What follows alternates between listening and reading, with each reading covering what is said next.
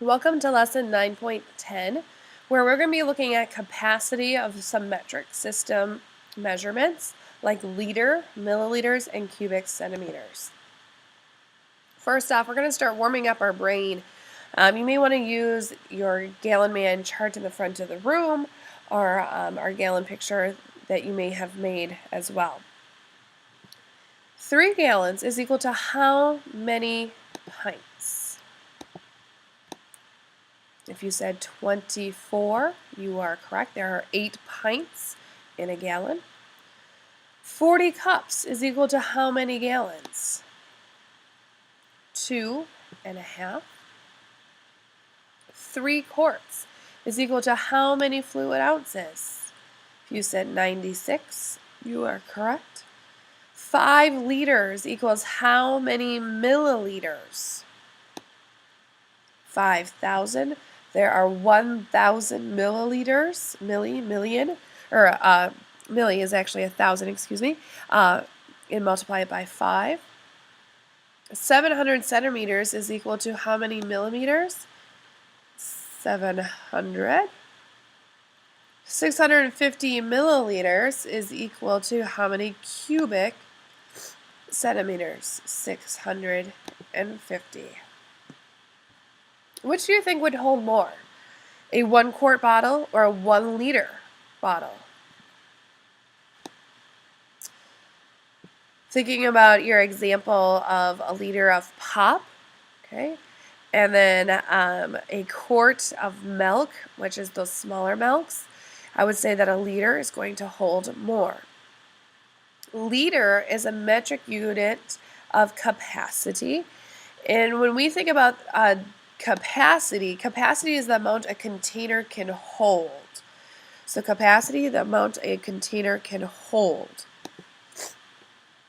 Right. Remember that 1 quart has 4 cups in it, and 1 liter is more than 1 quart. So how many milliliters are in a liter? That's hopefully what you'll be able to answer.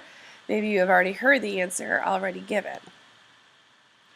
Volume is the amount of space an object takes up, whereas capacity is the volume of a container and how much the container will hold. Remember, capacity is how much it will hold.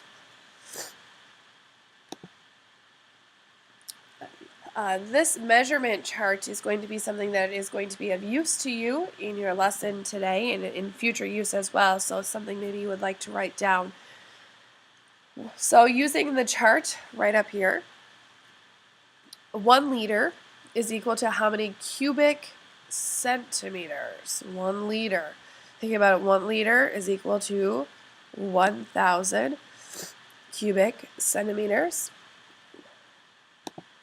1 liter is equal to how many milliliters?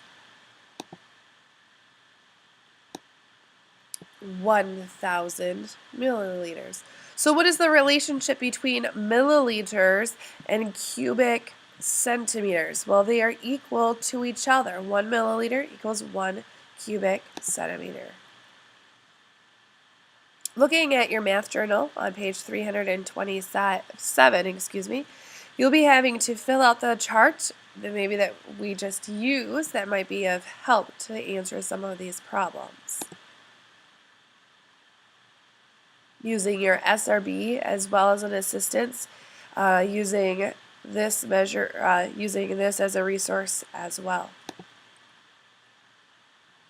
For the next part of your math journal, you're going to need some graph paper, which is located in the back of the room, and you're going to be creating open boxes. And remember, you created some open boxes in lesson 9.8 and 9.9. You're going to have to cut out a section that is 16 centimeters by 22 centimeters.